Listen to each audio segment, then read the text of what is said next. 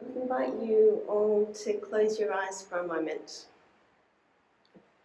and think back to a time when you felt fully alive. Maybe it was recently, maybe it was many years ago, maybe you need to think all the way back to childhood. Just sit with that memory. Or if you can't remember that time, then sit with that acknowledgement that it's hard to remember. What does it feel like? Is there a colour you associate with the experience, or an image, or a fragrance? Does that memory give you energy and hope? You can open your eyes now.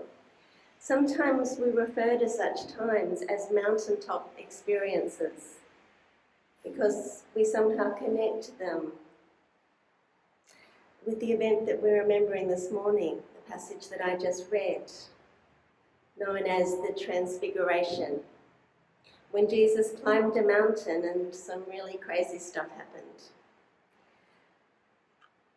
But what is the connection between Jesus' mountaintop experience and ours? Christians have always believed that Jesus is both fully human and fully God. And we don't pretend to completely understand what that means, but we believe it because it is the best fit for the evidence of Jesus' life, teaching, death and resurrection. And I've often looked at the Transfiguration in terms of Jesus' divinity, his godness shining through a little bit more than usual. So the disciples who usually looked at Jesus and saw a human, for this short space of time were able to look at him and see God. And I still think that. But the other readings for this morning make me wonder if it was Jesus' divinity that made him shine, or was it his full humanity? Was it his godness or his humanness? And that might seem like an odd thing to wonder because, of course, humans don't shine, do we? We might glow a little after vigorous exercise, but not like this. But the passage read earlier from Exodus describes in really quite comical language what happened after Moses had a conversation with God and returned to the people. They were terrified and ran away from him, and he didn't know why. They were scared because he didn't realise that his face was shining. Maybe you've been in a situation at some point where you noticed people were laughing at you and you weren't sure why, and then you noticed your shirt was inside out, or something even worse perhaps.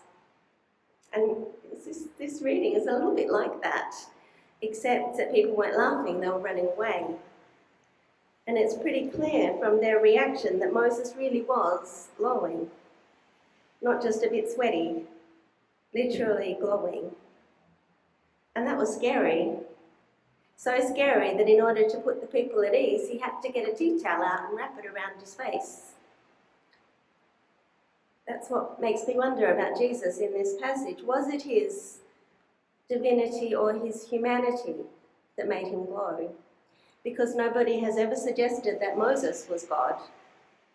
He was like us, human, and yet his face shone after spending time with God.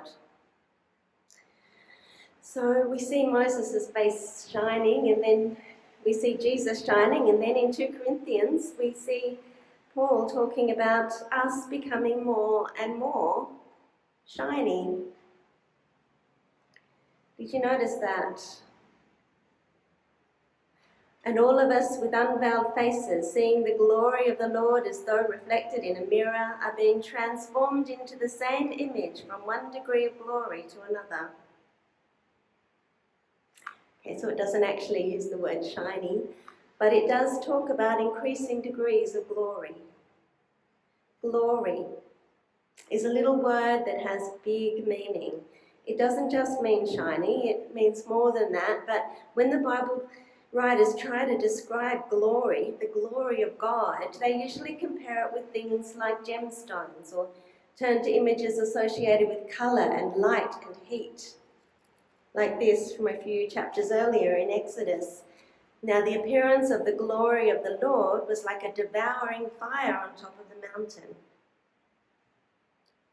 Paul says this transformation comes from the Lord, the Spirit. So it is the work of God's Spirit within us to make us more and more shiny. Paul also says, we see the glory of the Lord as though reflected in a mirror.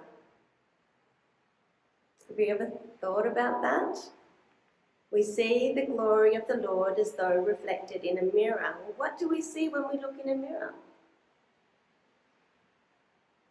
We see ourselves. So he is saying that when we look in a mirror, we see the glory of God. That is, we are the glory of God. Now that sounds a little bit blasphemous, doesn't it? And like a lot of things in the Bible, it would be blasphemous, except that it's the clear and consistent message all through the Bible. From the very first page, that we, mere humans, were made in the image of God. So God created humankind in his image, in the image of God, he created them, male and female, he created them. We were created to act as God's images, reflecting God's glory into the world and reflecting the world back to God in prayer and worship. One of the very early Christian teachers, a man named Irenaeus, wrote that the glory of God is the human being fully alive. Now the mirrors in Paul's day weren't as clear or bright as the ones in our bathrooms. I think sometimes ours are a little more clear and bright than we would like. His mirror would have been a polished metal surface where the image would have been a bit indistinct. So what he's saying is we are made in the image of God, but most of us are a little bit blurry. But in Moses, we see a human called by God back to that destiny, to spend time with God in prayer and to be in the world as someone who is fully human, fully alive, someone who reflects the glory of God into the world. And someone like that is bound to be a little bit shiny. But he found that people couldn't handle so much glory. It was frightening to be in the presence of someone who was so fully human, so completely alive. So he had to hide his face. And so that's why I look at the transfiguration of Jesus and ask whether it was his divinity or his humanity that made him shine. While it could be both, we can't really pull the two apart. But I invite you this morning to consider that what the disciples saw on that mountain was a fully alive human being. Someone who was shining with the glory of God, just as we were all created to be, and just as we are increasingly becoming. But why does it matter to think about it that way? I think it matters because sometimes when we look at Jesus, we tend to attribute everything we admire to the fact that he is God. His wisdom, his power, his courage, his shininess on the mountain. That's all from God. But then when we think about his humanity, we think about his weakness, his mortality, his need to eat and drink and sleep. But what if Jesus came into the world not just to reveal God to us? Of course, he did that. But what if he also came to reveal us to us? Not just our weakness, but our strength, our wisdom, our shininess. What if he came to remind us of our calling, our destiny, to remind us who we really are? That we are all destined to dazzle, Maybe that's what was happening on the mountain, and that's why Moses was there. But why was Elijah there? What do we know about Elijah? Well, he was a prophet, and you might remember Mount Carmel, where he put on a big demonstration of God's power and of the weakness of the false gods people had been worshipping. And also, he reenacted the crossing of the Red Sea just before he was taken up to heaven in a fiery chariot. There's a lot in Moses and Elijah that points towards Jesus, but Luke gives us a clue about what he wants us to focus on. He tells us that they were talking with Jesus about his exodus. Now, we see the word departure in our English Bibles, but departure is an English translation of the Greek word exodos.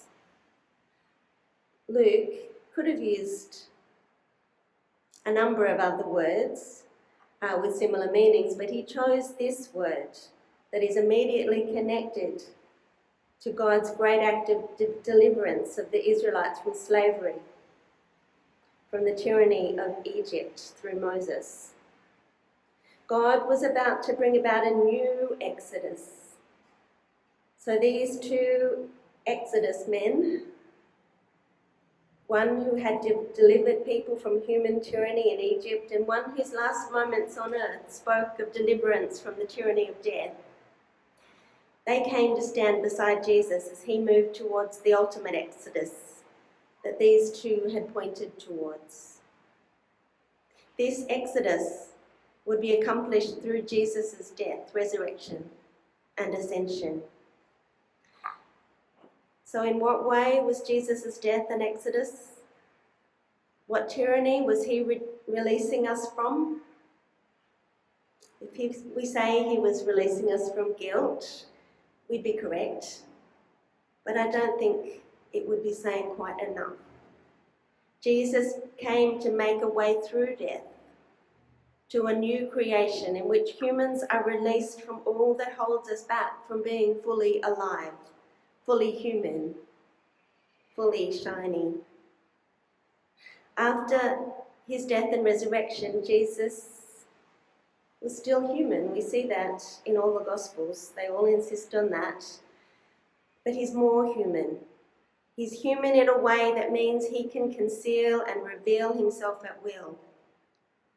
And in the Gospel of John, he's able to pass through locked doors. He's human in a way that meant he could pass between heaven and earth. This is the exodus he has accomplished for us as we follow him, released from all that holds us back from being fully human, fully, gloriously alive. We glimpse this new creation now, and we look forward to a day when we will be fully transformed as well, fully transfigured into the image and glory of God that is our destiny. Amen.